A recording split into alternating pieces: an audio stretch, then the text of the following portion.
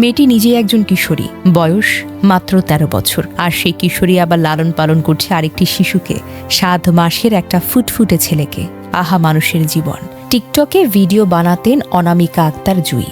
২০২৫ সালে সেই টিকটকেই পরিচয় হয় মোহাম্মদ শাকিল মিয়ার সঙ্গে। তখন জুঁইয়ের বয়স ছিল ১১ থেকে ১২ বছর, শাকিলের বয়স ২২ বছর। সেই পরিচয় দিয়ে শুরু হয় এক কিশোরীর জীবনের সবচেয়ে কঠিন অধ্যায়। জুঁইয়ের বাবা জুয়েল খান হাজারিবাগে ড্রাইভারের কাজ করেন, মালিমা আক্তার সৌদি আরবে চাকরি করতেন। মা দেশে না থাকায় জুঁইয়ের উপর নজরদারি কম ছিল।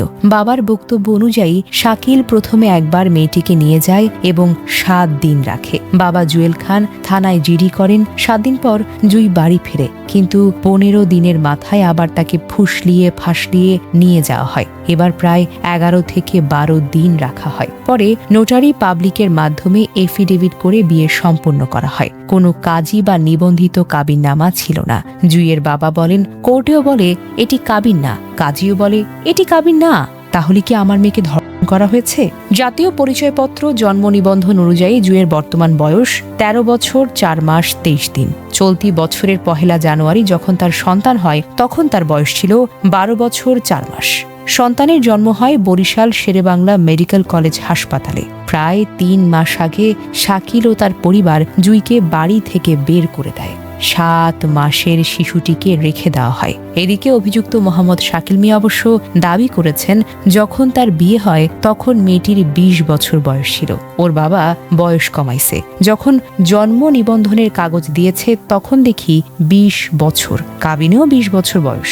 এখন কোর্টে গিয়া দেখি একটি কাগজে বয়স দিয়েছে ১৩ বছর। এটি বলেছেন মিস্টার মিয়া। তার বিরুদ্ধে বিভিন্ন গণমাধ্যমে মিথ্যা সংবাদ প্রকাশিত হয়েছে বলেও দাবি করেছেন তিনি। অভিযুক্ত শাকিল মিয়ার বাড়ি ঢাকার চকবাজার এবং মেয়েটির বাড়ি হাজারিবাগ এলাকায়। একই সঙ্গে মেয়েটিকে তুলে নেওয়া হয়েছে বলে অভিযোগ তার পরিবারের। সেটি নাকি মিথ্যা বলেও দাবি করেন তিনি। আমার সাথে স্বেচ্ছায় গেছিল, সে পালাইয়া গেছিল। ও আমারে বলছে ওর বাবা মা ওর জন্য বিয়া ঠিক করছে, আমি যদি ওরে নিয়া না যাই তাইলে মইরা যাইব।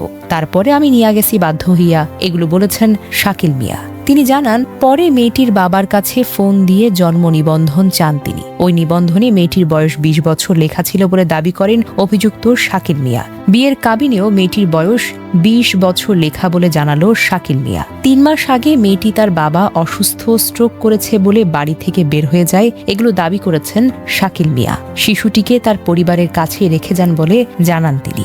১ ঘন্টার জন্য নিয়ে যেয়ে ৩ মাস ধরে কোনো খোঁজ খবর নেই, পোলার কোনো খোঁজ খবর নেয় না বলে দাবি করেছেন শাকিল মিয়া। এরই মধ্যে শিশুটির অভিভাবকত্ব চেয়ে ঢাকার পারিবারিক আদালতে মামলা দায়ের করেছেন শাকিল মিয়া। তবে শিশুটি এই মুহূর্তে কিশোরী মায়ের কাছে থাকলেও পরে কার কাছে থাকবে সেই বিষয়ে আগামী মঙ্গলবার ঢাকা জেলা লিগ্যাল এইড কার্যালয়ে শুনানি হবে। অন্যদিকে জুঁইয়ের আইনজীবী মৃণাল কান্ত্রী মিত্র বলেন, নোটারি পাবলিকের মাধ্যমে করা বিয়ের কোনো আইনি ভিত্তি নেই। বাংলাদেশের আইনে মেয়েদের বয়স ১৮ বছর ন্যূনতম। তিনি নতুন সংশোধিত নারী ও শিশু নির্যাতন দমন আইন অনুযায়ী অপহরণ ও ধর্ষণের মামলা করার কথা জানিয়েছেন।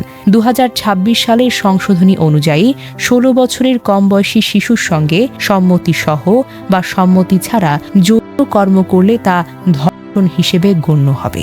বাংলাদেশে মেয়েদের বিয়ে ন্যূনতম বয়স ১৮ এবং ছেলেদের ২১।